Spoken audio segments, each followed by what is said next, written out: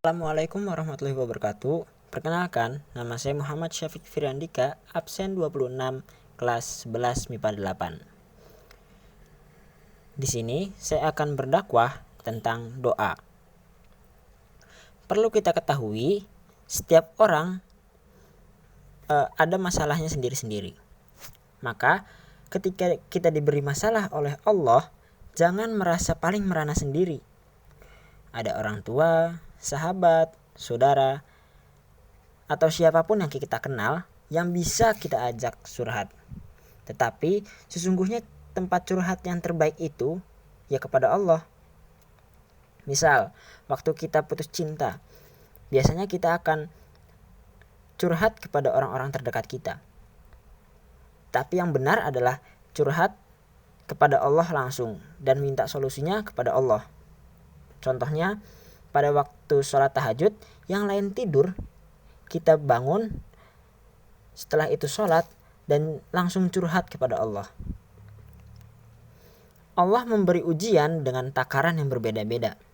Namun, tetap memberi solusi sesuai dengan kemampuannya sendiri-sendiri. Allah satu-satunya pegangan kita.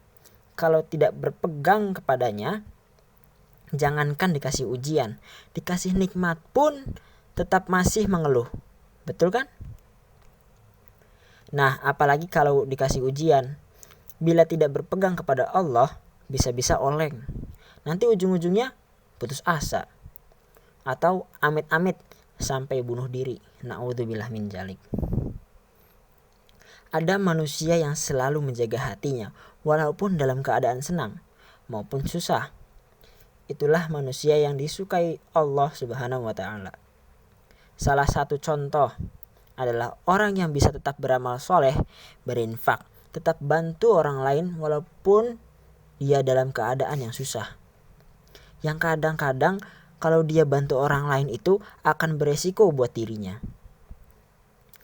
Dia sendiri butuh bantuan, tapi dia bantu orang lain.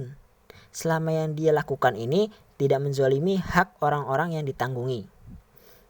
Allah sangat suka dan akan selalu menjaga orang yang seperti ini. Allah menciptakan manusia dengan diberi kelebihan dan kekurangan. Contoh paling bisa kita lihat adalah para anbiya. Contohnya Nabi Daud. Diberi kelebihan pada suaranya. Sampai Allah menundukkan semesta untuk zikir bersama Nabi Daud. Sampai angin, awan, air ikut dengan Nabi Daud untuk berzikir. Nabi Daud itu punya 70 macam suara. Kalau orang diberi Allah nikmat, suara yang bagus, doa Nabi Daud apa? Laqad utita mizmaron. Bersyukurlah engkau diberi Allah seruling dari keluarga Nabi Daud. Hanya satu yang diberi dari 70 seruling. Baru satu, mizmar. Nabi Musa dikasih kelebihan kegagahannya. Nabi Harun pada lisannya. Abu Bakar dengan kelembutannya yang bermanfaat untuk umat. Umar dengan ketegasannya punya manfaat. Dalam kisah Nabi Sulaiman, ada satu hambanya yang soleh. Diberi kesempatan satu kali saja berdoa kepada Allah, dan Allah akan jamin akan dikabulkannya doa orang itu. Kata Allah, kamu minta satu hal akan aku kasih. Lalu si hamba menahan diri dan dia ikhtiar.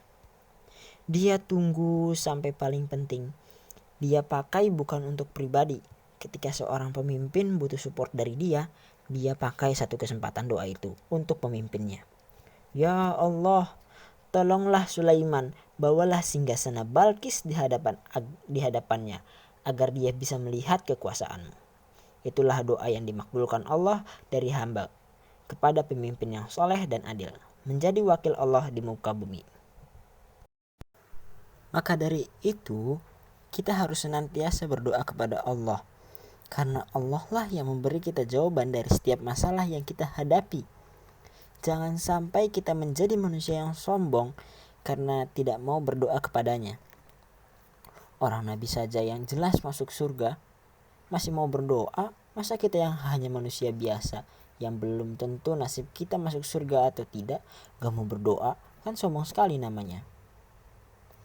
Manfaatkan waktu kita untuk berdoa selagi bisa, karena doa itu bisa di mana saja kecuali di WC atau tempat yang bernajis, karena kita ini mau memohon kepada Allah dan sebaiknya harus berada pada tempat yang baik pula. Sejatinya tujuan berdoa adalah meningkatkan kedekatan diri kepada Allah Subhanahu wa taala, sekaligus untuk memperbaiki diri sendiri. Manfaat doa itu begitu besar dalam kehidupan manusia. Dengan doa, kedamaian dapat diraih, semangat hidup dapat ditingkatkan, dan emosi dapat dikendalikan. Dengan doa, ada harapan yang terbentang. Doa juga menjadi penyejuk pada saat menghadapi musibah. Doa adalah tempat kembalinya manusia setelah seharian melakukan usaha atau ikhtiar. Walaupun tak terlihat hasilnya, doa harus terus dipanjatkan, karena di balik doa tersimpan rahasia Allah yang amat mengagumkan. Ada cerita menarik di zaman Nabi SAW. Suatu hari, seorang ibu ditanya anaknya yang sedang sakit, "Mengapa doa ibu tidak dikabulkan?" Sang ibu menjawab, "Barangkali Allah ingin memberi pahala lebih banyak kepadamu.